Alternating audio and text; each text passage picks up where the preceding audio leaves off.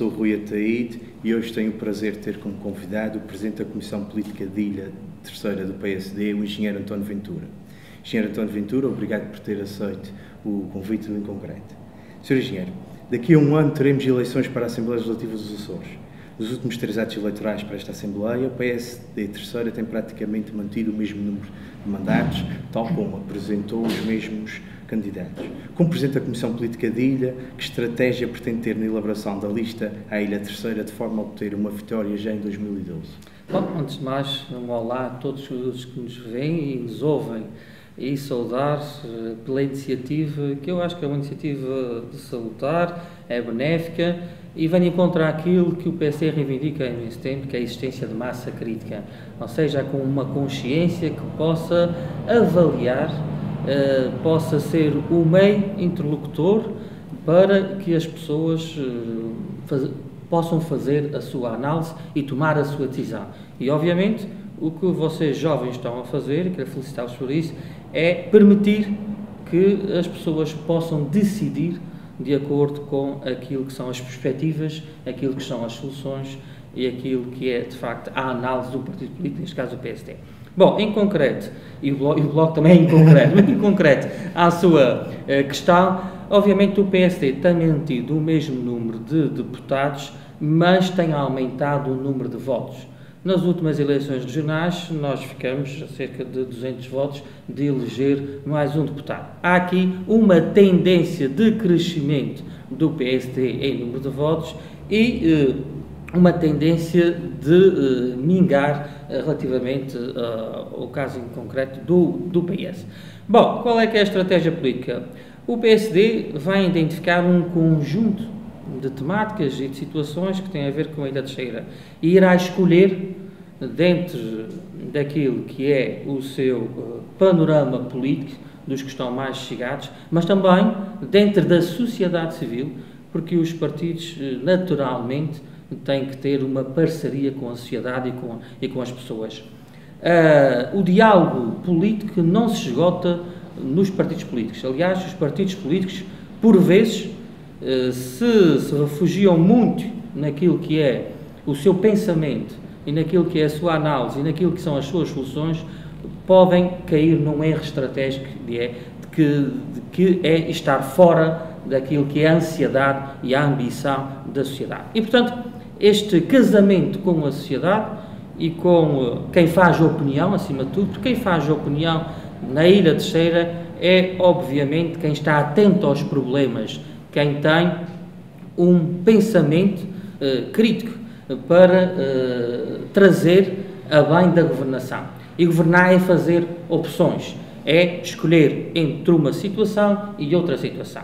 E a Ilha Terceira é carenciada de um conjunto de situações. E, portanto, a próxima lista de deputados será uma escolha entre aquilo que existe no PSD e aquilo que também, permitam-me pôr as questões, a situação desta maneira, e aquilo que existe na sociedade civil. Não será mais do que isso. Ou seja, será uma lista do PSD, mas, acima de tudo, uma lista da Ilha Terceira. Sr. Engenheiro, numa altura em que cada vez mais os recursos são escassos e as necessidades essas maiores, concorda com a tese da Câmara da Ilha Terceira numa visão de cooperação entre os dois municípios para competências como os resíduos, recursos naturais, ação social e cultura? Nós, se perceber, nos últimos tempos, a Ilha Terceira tem um conjunto de potencialidades, mas também tem um conjunto de constrangimentos. E as potencialidades estão-se a transformar em constrangimentos porque estão adormecidas, estão em estado latente. O que é que quer dizer com isto? Vou dar alguns exemplos. A posição geográfica da Ilha Terceira, central, a sua centralidade, bom, ao nível dos transportes, quer aéreos, quer marítimos, não é aproveitada. E eu, quando reivindico para a Ilha Terceira, é preciso perceber que estou a reivindicar na ótica daquilo que a Ilha Terceira pode contribuir para o todo regional. É só nessa ótica. Nós não queremos ter mais do que os outros, nem menos que os outros. Queremos é ter uma posição que possa beneficiar o todo regional. E, portanto, nós achamos que essa centralidade, quer na questão dos transportes aéreos, quer na questão dos transportes marítimos, aliás, o Porto da Praia, que tem uma posição estratégica entre o velho e o novo mundo, que foi anunciada para o Porto da Praia a construção e a reparação naval. Obviamente não está a ser utilizada em toda a sua potencialidade, em todo o seu estado de oferta que tem para o todo regional, mas também para os dois continentes, o velho e o mundo. A questão do turismo, obviamente nós estamos na cauda do todo regional. A questão do ambiente, nós somos a ilha que apresenta a maior diversidade em termos de ambiental, mas também em termos cultural. Nós temos a mais antiga e a maior manifestação cultural de todos os Açores, que é a tourada à corda e que associa ao Carnaval. E, portanto, há aqui um conjunto de potencialidades, mas também constrangimentos e fragilidades, a questão da população. A Ilha Terceira só subiu 0,4% nos últimos censos. Bom, mas há que perceber que, internamente, estamos mais envelhecidos e com menos jovens. 14% da população da Ilha Terceira tem mais de 65 anos e o índice de envelhecimento ultrapassa a média regional. Isso significa que todo o poder, aquele que toma decisão na Ilha Terceira, e desde o poder autárquico, começando pelas juntas de freguesia, o poder das câmaras, os deputados, todos eles têm que se unir e têm que ter, de facto, uma aliança. Porque a estratégia da Ilha Terceira passa por aceitar o que vem de baixo para cima e de dentro para fora, num conjunto harmonioso, intercalar entre as várias sinergias.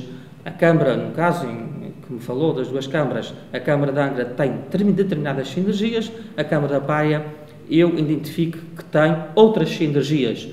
E são complementares. E é na ótica da complementaridade que tem que ser vista essa situação. Por exemplo, não faz sentido na Ilha Terceira reivindicar um aeroporto no Concelho de Angra.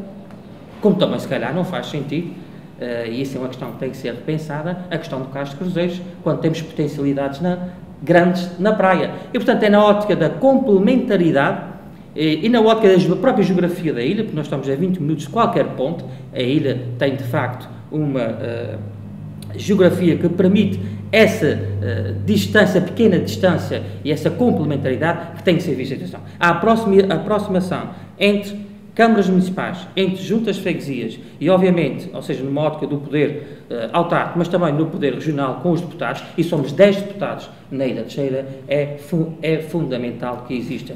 Em favor, e estou a repetir, não é só em favor da Ilha Terceira, em favor do todo regional, é aquilo que a ilha pode oferecer.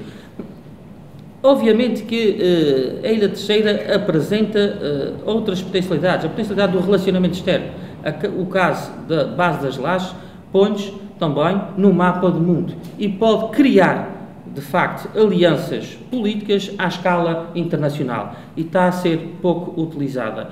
Com culpas atuais, mas também com culpas do passado, há aqui um conjunto de culpas, há uma soma que não interessa agora, de facto, identificar, mas interessa perceber que nós temos ali, de facto, um grande trunfo e um grande trampolim para o relacionamento externo e para colocar os Açores no mapa.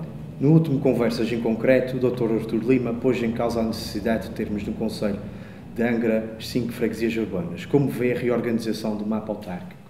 Bom, eu acho que o mapa autárquico não pode ser visto do mesmo modo que se vê em outras regiões. Desde logo, para a restauração do mapa autárquico, nós temos de ter em conta distância, despovoamento e envelhecimento.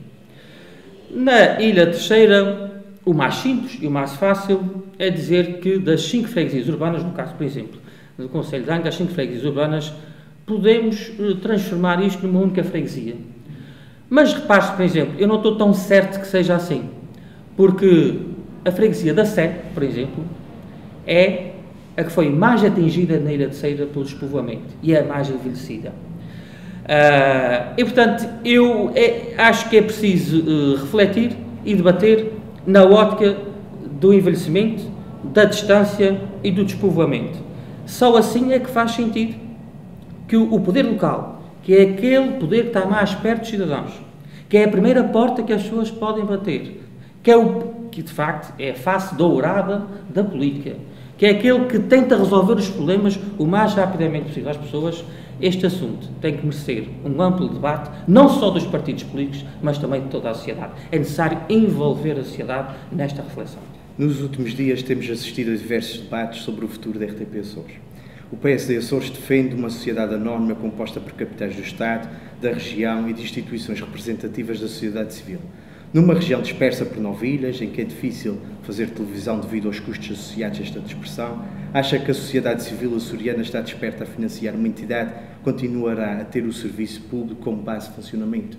Eu acho que uma televisão regional é, obviamente, e toda a gente parece que está de acordo com isso, e isso é de um denominador comum à sociedade, é de facto uma situação autonómica constitucional. Ou seja, é daquelas bandeiras que os Açores necessitam para continuar com uma região autónoma. Porquê? E cada vez mais, continuar como está é ter uma política de cada vez mais sobre cada vez menos. O que é que quero dizer com isto? Nós necessitamos de um serviço público de televisão dos Açores que seja plural, independente e descentralizado. Nós, da terceira, o que mais ouvimos é a televisão de São Miguel e nós não queremos continuar a ouvir isto. E, portanto, uma solução é preciso. O Serviço Público de Televisão, numa altura como esta, em que quase todas as ilhas estão envelhecidas e estão a atender para o despovoamento, obviamente contribui para manter contribui para contrariar esta tendência. Mas também contribui, e esta é a maior riqueza dos Açores, para informar, transmitir, promover, publicitar aquilo que é a diversidade cultural, económica, ambiental, turística daquilo que são as 9 ilhas dos Açores. Há aqui uma tendência que temos vindo, de facto, a percebermos, e que não é desde agora, vem desde há muito tempo, que é o facto da tentativa de desligamento da República em relação ao canal regional. Porque, na sua essência, só existe um canal regional porque, em 1974, não era possível cobrir todo o país com uma única antena. Então, foram criados os canais regionais. Bom, mas este canal regional, essa antena regional que foi criada, tornou-se num dos pilares da autonomia. E nós não podemos esquecer isso. Eu reconheço que há aqui várias culpas, desde logo também a culpa da sociedade civil. A sociedade civil vê pouco a televisão Açores, vê muito pouco o canal Açores e, portanto, é raro o dia em que nós possamos ver uma crítica, quer falada, quer escrita, à RTP Açores, a não ser agora neste momento em que se falou às 4 horas. Mas a janela das 4 horas não é mais que aquilo que é a produção média que já existe, são cerca de 5 horas. Segundo me informaram, nós temos aqui uma questão que tem a ver com os diretos, temos uma questão que tem a ver com, por exemplo, o Bom Dia, que é possível enquadrar. Mas esta situação de menosprezo, essa situação até de ataque da República, que temos vindo a sentir, eu acho que constitui uma boa oportunidade e uma oportunidade de pressão para encontrarmos uma solução própria. Os chineses, aliás, têm um bom provérbio, que é: quando o vento muda e vem tempestade, há quem levante muros e há quem levante moinhos. Eu espero que nós levantemos os nossos moinhos nessa questão. Termina assim o Conversas em Concreto. Quero agradecer, em nome da equipa do Conversas, a participação do engenheiro António Ventura, assim como toda a delicadeza em que fomos recebidos na sede do PSD em Angra do Heroísmo. Voltaremos brevemente. Até à próxima.